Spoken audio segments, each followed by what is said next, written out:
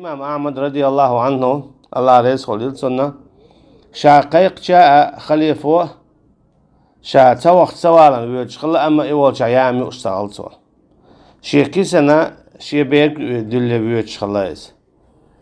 باتشيت واخينا يامي اشتغل سوا أطول حلقة شين واديك كندول إدارش تعلق تعن بطع وتشتغل سوا يكوك تدوي اشتغل سوا سندي علاقش سندوم خلال تخلا قي حيسا يشتق ويقش عدوة سوا أسكيب الإمام أحمد رضي الله عنه شينا أخش ديكشا خيلزا مسيد باع إزر شين دينار ديكشا إشادة قد عصديو شغلتو شين سنخ تعلق تعدي تشدوش سوكي برا شا باتش حيقا يوتيوش سغلتو باتش هنقون حاحيش تانتي أخش تخلايس سو قويتو شي قعدولش دولو علم لردي نتو تق سندي لتاني علم حاقاتشنا هنا جاتن خارة باتش حين قون حيز وول مولنا سو تعت صوت شلوشي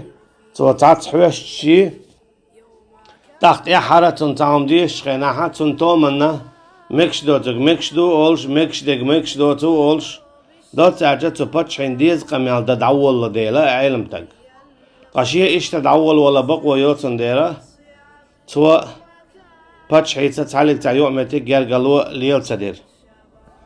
سندي بوق وكان أئمة السلف يحذرون من الدخول على الأمراء ويحاول عبوا عن بولو علم شناخا جوه حيخر دورة لرلو بوخشا درجع بولش ناخخ أمير شخ باتشحوخ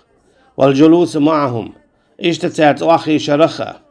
لما يترتب على ذلك من المفاسد الكثيرة